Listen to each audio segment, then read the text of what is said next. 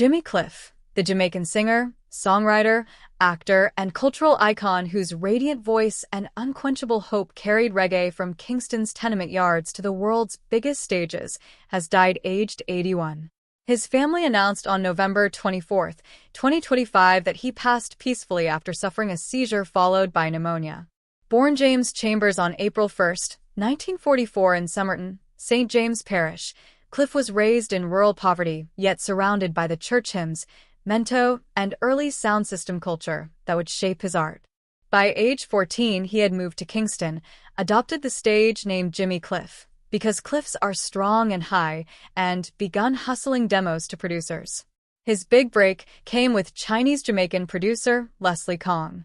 Their first collaboration, the ska-flavored Dearest Beverly, a clever plug for Kong's Beverly's record shop, became a local hit in 1962. A string of teenage successes followed: Hurricane Hattie, King of Kings, Miss Jamaica. In 1964, still only 20, he represented Jamaica at the World's Fair in New York, an early glimpse of the international destiny awaiting him. Signing to Chris Blackwell's Island Records in 1968 took Cliff to London, where he encountered racism that sharpened his social consciousness. The city's cold reception fueled songs of resilience and unity.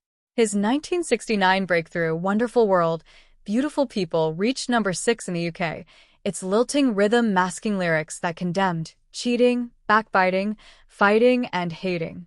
The follow-up, Vietnam, a gentle reggae lament for war's victims, stunned critics who marveled at pairing grave subject matter with joyful bounce. Paul McCartney reportedly called it his favorite protest song. Cliff's masterpiece, Many Rivers to Cross, 1969, remains one of reggae's most covered and revered compositions, a gospel-soaked cry of existential struggle that revealed the spiritual depth beneath his sunny exterior. You Can Get It If You Really Want, 1970, with its irresistible perseverance anthem, became his signature motivational classic. In 1972, everything changed. Director Perry Henzell cast the untrained singer as Ivanhoe, Ivan Martin, the country boy turned outlaw in the landmark film The Harder They Come. Cliff's magnetic performance, equal parts charm and menace, turned the low-budget crime drama into a global cult phenomenon. The soundtrack album, dominated by Cliff's title track, Many Rivers to Cross and You Can Get It, introduced millions to authentic Jamaican reggae and remains one of the best-selling reggae albums ever. Throughout the 1970s and 1980s, Cliff toured relentlessly, converting rock audiences from Glastonbury to Japan. A mid-1970s spiritual journey to Africa deepened his Muslim faith. He had converted in 1974 and inspired the reflective, Pan-African album Give Thanks, 1978. Collaborations with Kool and the Gang, the Rolling Stones, Sting, and later Wyclef Jean and Dave Stewart kept him relevant across decades. His 1993 cover of Johnny Nash's I Can See Clearly Now for the film Cool Runnings gave him his only U.S. top 20 hit and top charts in France, Canada, and New Zealand. Grammy wins for Rebirth, 2012. A triumphant return to raw reggae produced by Tim Armstrong of Rancid, and earlier nominations affirmed his late career renaissance.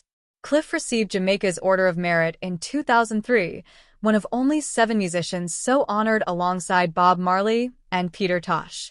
Yet he remained humble, often saying his greatest reward was seeing strangers worldwide sing his lyrics back to him.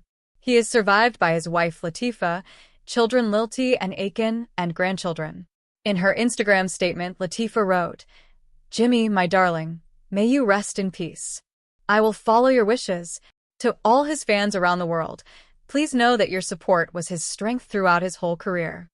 Prime Minister Andrew Holness called him a true cultural giant whose music carried the heart of our nation to the world. Tributes poured in from Sting, Shaggy, Sean Paul, and Bruce Springsteen, who had championed Cliff's Trapped on the Born in the U.S. tour. Jimmy Cliff leaves behind more than 30 albums and an indelible soundtrack to hope. In an often cynical world, his voice, bright, defiant, compassionate, reminded generations that even across the widest rivers, with enough heart, you can get it if you really want.